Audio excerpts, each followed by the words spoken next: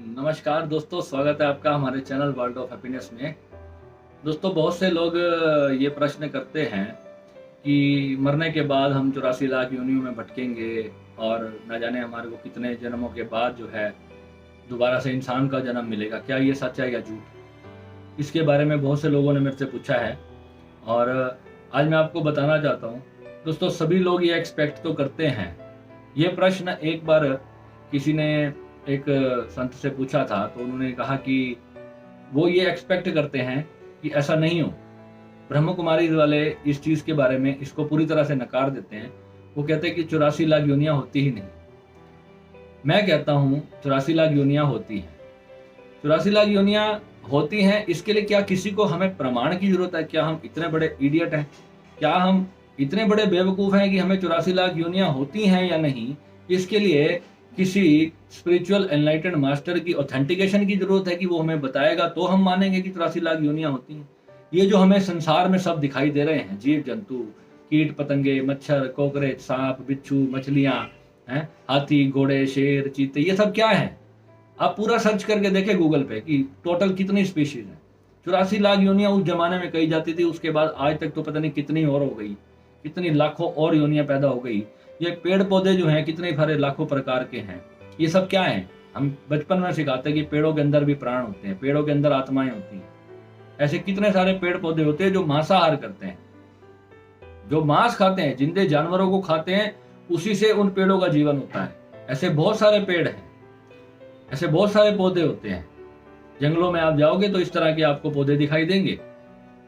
तो हम कैसे ना माने कि 84 लाख योनियां नहीं होती और इसमें दुख नहीं भोगे जाते? अब चाइना में जाकर के देखो कभी कि किस प्रकार वो जिंदे जीवों को तल करके भून करके खा जाते हैं। बंदर तक को खा जाते हैं, कुत्ते तक को खा जाते हैं वो लोग। आप सोचो, वो लोग इतने जालिम हैं, वो ये भी नहीं सोचते कि चलो हम एक जानवर का मांस खा रहे हैं, कम से कम पहले उसको हम मार दें और मार करके फिर उसको खा लें।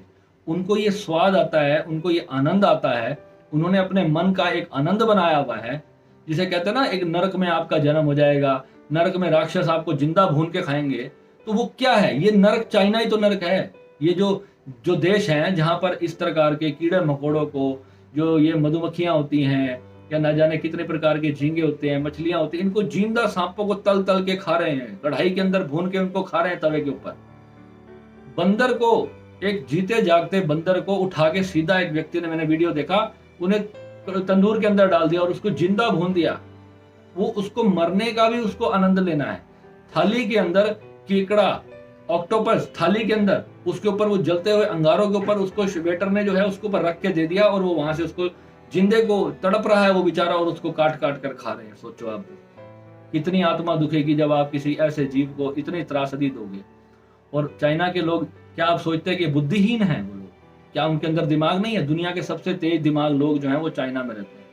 पर आप सोचो कि जीवों के प्रति संवेदनशीलता कितनी कम हो चुकी है।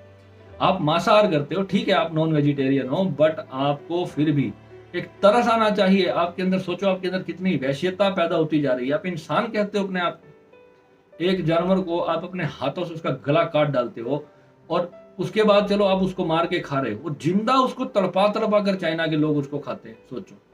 और फिर ऐसी डिशेस बहुत महंगी होती हैं, ऐसी डिशेस बहुत महंगी होती है चाइना जैसे देश के अंदर, कि आपको, मतलब आपकी आंखों के सामने जो उनके जो वाटर टैंक्स होते हैं उसके अंदर एक ऑक्टोपस तैर रहा है और वहां से पूरी आपकी प्लेट के अंदर ही तंदूर लगा हुआ है। पूरी जो आपको जो ट्रे इतनी बड़ी सर्व की जाएगी उसी के अंदर ही तंदूर लगा हुआ है और उसके अंदर वो ऑक्टोपस उठा के बस रख देंगे। आप भूनते रहो, खुद ही आपको भूनना है और खुद ही आपको खाना है। सोचो आप कितनी निर्दयता जीवों के साथ हम करते हैं। तो क्या ये 84 लाख योनियां भुगतना नहीं है?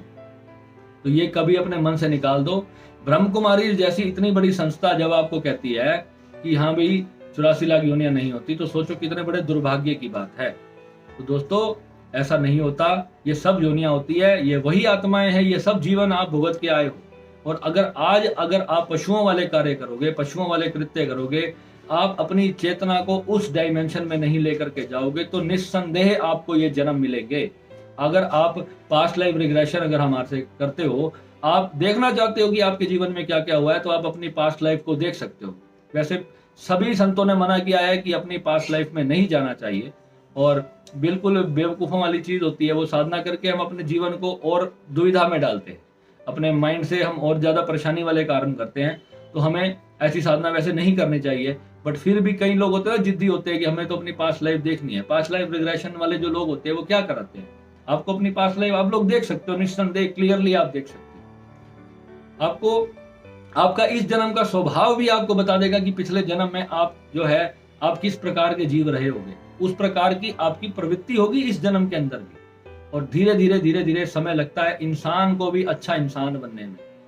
जानवर से आप इंसान बनते हो। आजकल तो जानवर भी ऐसे देखे जा रहे हैं जो एक दूसरे की केयर कर रहे हैं, एक दूसरे को बचा रहे हैं। कितने वीडियो आते हैं बाहर के देशों से, वो लोग उनकी गतिविधियां देखते हैं। कितने सारे वीडियो हम देखते हैं डिस्कवरी चैनल पे। एक चीता है, वो एक छोटे से हिरन को पकड़ के बैठा है, उसके बच्चे को, वो भूखा है, वो उसको पकड़ के खड़ा है बहुत देर तक, और वो ये सोच रहा है कि कोई बड़ा हिरन मिल जाए तो मैं बच्चे को छोड़ दूं। उसके अंदर तक एक संवेदनशीलता है, और ये जो संवेदनशीलता है वही उसको इंसान बनने के लिए उसकी चेतना को और ऊपर उठा करके उसको इंसान का जन्म देती है। महात्मा बुद्ध की एक कथा सुनाता हूं मैं आपको। बुद्ध चरित्र में ये कथा आती है कि बुद्ध एक बार एक जन्म में हाथी थे, तो उन्होंने बताया कि मैं इंसान के जन्म में कैसे आया। वो हाथी थे और एक पेड़ के पास खड़े थे, तो वहां पर जंगल में आग लगी हुई थी और वहां एक चूहा आकर के बैठ गया। तो बुद्ध ने अपना पांव जो है ऊपर उठा रखा था, और जो है उन्होंने ये सोचा कि ये जो चूहा है मेरे पांव के नीचे दब करके ना मर ना जाए। तो वो जो है बहुत देर तक अपने पैर को जो है ऊपर उठाकर हवा में खड़े रहे, और जंगल की आग का सेक बढ़ता चला गया, पर उन्होंने उस चूहे को बचाने के लिए जो है वो अपना पांव भी जमीन पर नहीं रखा, और वो खुद जल करके उन्होंने शरीर त्याग दिया। और उस कर्म के वजह से जो है उनको इंसान का जन्म मिला। ये बुद्ध चरित्र में आती है, धम्मपद के अंदर ये कथा है। अगर आप धम्मपद पढ़ोगे, धम्मपद एक बहुत अच्छा ग्रंथ है बुद्ध का, ये सभी को पढ़ना चाहिए। नेट के ऊपर इसकी ऑडियो बुक्स भी अवेलेबल है, आप वो भी सुने।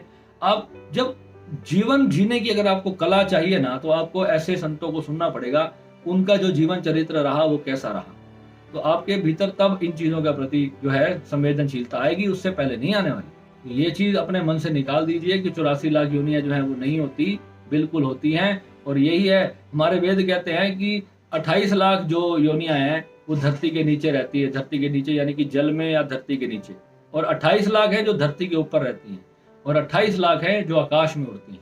हमारे वेदों ने तो पहले ही लाखों साल पहले ये सारी चीजें बता के रखी हुई हैं, और हम इस बातों को समझते नहीं हैं।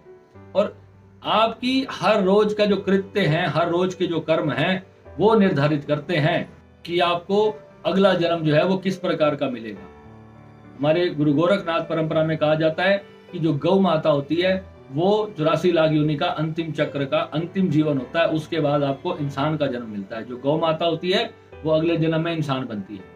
तो ये सिद्धों की बताई हुई बात है। महात्मा बुद्ध जैसे जो संत होते हैं वो इस प्रकार के झूठ नहीं बोल सकते, जिन्होंने इस भीतर जाकर के उस पूरे रहस्य को खोल लिया, उस पूरे रहस्य को जिन्होंने जान लिया, और वो जब कोई स्टेटमेंट देते हैं तो हमें उनको मानना पड़ेगा। आज हम जब कोई यूनिवर्सिटी में एडमिशन लेने जाते हैं अपने बच्चे के लिए, जब हम सोचते हैं कि कहाँ इसको एडमिशन दिलवाया जाए, तो हम इसको बारे में पूरा रिसर्च करते हैं कि which university is the best, उसके अंदर अपने बच्चे को एडमिशन दिलवाते हैं।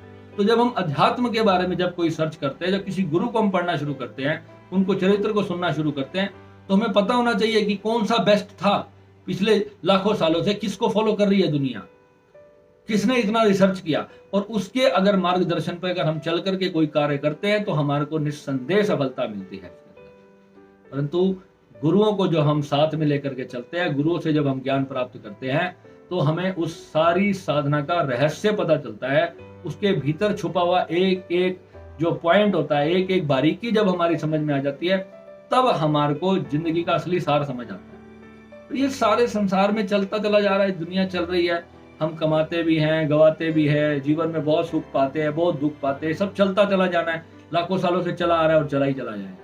पैदा हो रहे हैं, मर रहे हैं, पैदा हो रहे हैं, मर रहे हैं, ये तो सब चला ही जा रहा है। विराट रूप दर्शन में भगवान ने गीता में क्या दिखाया, इधर से लाखों जीव पैदा हो रहे हैं, इधर से लाखों जीव जा रहे हैं काल के मुख में।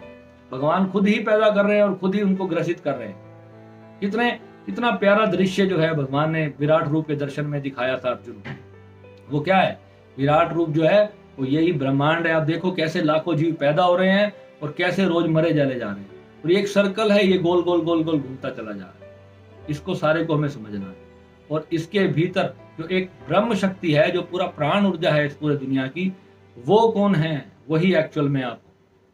पर ये थ्योरिकल जो है, थ्योरिकल रहेगा। जब तक इसका पूर्ण अनुभव नहीं होगा तब तक ये बात सिर्फ एक माइथोलॉजी रहेगी। जिस दिन एक इंसान, एक तुच्छ सा इंसान जब इस परम रहस्य को खोल लेता है, जब उसको जान लेता है, तब वो खुल करके अपनी वो बात कहता है कि हाँ, वाकई में ही ये सच है।